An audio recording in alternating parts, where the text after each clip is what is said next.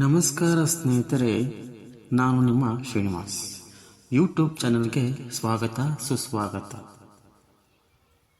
ನಾವು ದಿನನಿತ್ಯ ಬಳಸುವ ಆಹಾರ ಪದಾರ್ಥಗಳಲ್ಲಿ ಅಕ್ಕಿ ಹಿಟ್ಟು, ಗೋಧಿ ಹಿಟ್ಟು ಮತ್ತು ಮೈದಾ ಹಿಟ್ಟುಗಳು ಕೂಡ ಸೇರಿಕೊಂಡಿವೆ. ಕಡಲೆ ಹಿಟ್ಟನ್ನು ಕಡಲೆಕಾಯಿಯಿಂದ ತಯಾರಿಸಲಾಗುತ್ತದೆ. ಹಾಗೆಯೇ ಗೋಧಿಯಿಂದ ಗೋಧಿ ಹಿಟ್ಟು ಮತ್ತು ಅಕ್ಕಿಯಿಂದ ಅಕ್ಕಿ ಹಿಟ್ಟನ್ನು ತಯಾರಿಸಲಾಗುತ್ತದೆ. ಆದರೆ ಮೈದಾ ಹಿಟ್ಟನ್ನು ಹೇಗೆ ಮಾಡ್ತಾರೆ ಗೊತ್ತಾ? ನಿಮಗೆ ಎಂದಾದರೂ ಈ ಅನುಮಾನ ಬಂದಿದೆಯಾ? ನಾವೀಗ ಮೈದಾ ಹಿಟ್ಟನ್ನು ಹೇಗೆ ತಯಾರಿಸಲಾಗುತ್ತದೆ ಎಂದು ನೋಡೋಣ. ವಾಸ್ತವವಾಗಿ ಮೈದಾ ಹಿಟ್ಟು ಕೂಡ ಗೋಧಿ ಹಿಟ್ಟಿನಿಂದಲೇ ಬರುತ್ತದೆ. ಗೋಧಿಯನ್ನು ತೊಳೆದು ಚೆನ್ನಾಗಿ ಒಣಗಿಸಿ ಗಿರಣಿಯಲ್ಲಿ ಚೆನ್ನಾಗಿ ಪಾಲಿಶ್ ಮಾಡಲಾಗುತ್ತದೆ. ಬಳಿಕ ಪಾಲಿಶ್ ಮಾಡಿದ ಗೋಧಿಯನ್ನು ಪುಡಿ ಮಾಡಲಾಗುತ್ತದೆ. ಅದಕ್ಕೆ ಅಜೋಡಿಕಾರ್ಬೊನೇಟ್, ಬೆನಾಯ್ಲ್ ಪೆರಾಕ್ಸೈಡ್ ಹಾಗೂ ಕ್ಲೋರಿನ್ ಗ್ಯಾಸ್ ಸೇರಿದಂತೆ ಮುಂತಾದ ರಾಸಾಯನಿಕಗಳನ್ನು ಸೇರಿಸಲಾಗುತ್ತದೆ. ಇವುಗಳಿಂದ ಮೈದಾ ಹಿಟ್ಟು ಬಿಳಿ ಮತ್ತು ಮೃದುವಾಗುತ್ತದೆ. ವಾಸ್ತವವಾಗಿ ಬೆನಾಯ್ಲ್ ಪೆರಾಕ್ಸೈಡ್ ಮತ್ತು ಕ್ಲೋರಿನ್ ಅನಿಲಗಳ ಬಳಕೆಯನ್ನು ಚೀನಾ ಮತ್ತು ಯುರೋಪಿಯನ್ ದೇಶಗಳಲ್ಲಿ ಸಂಪೂರ್ಣವಾಗಿ ನಿಷೇಧಿಸಲಾಗಿದೆ. ಅಲ್ಲದೆ ಈ ಹಿಟ್ಟಿನ ತಯಾರಿಕೆಯಲ್ಲಿ ಅಲೋಕ್ಸಾನ್ ಎಂಬ ರಾಸಾಯನಿಕವನ್ನು ಸಹ ಬಳಸಲಾಗುತ್ತದೆ.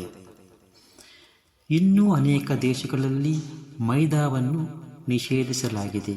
ಆದರೆ ದಕ್ಷಿಣ ಭಾರತದಲ್ಲಿ ಮೈದಾವನ್ನು ಹೆಚ್ಚಿನ ಭಕ್ಷ್ಯಗಳಲ್ಲಿ ಬಳಸಲಾಗುತ್ತದೆ. ಮೈದಾ ತೇವವಾದಾಗ ಅದರ ಹಿಟ್ಟು ಜಿಗುಟಾದ ವಸ್ತುವಾಗಿ ಬದಲಾಗುತ್ತದೆ.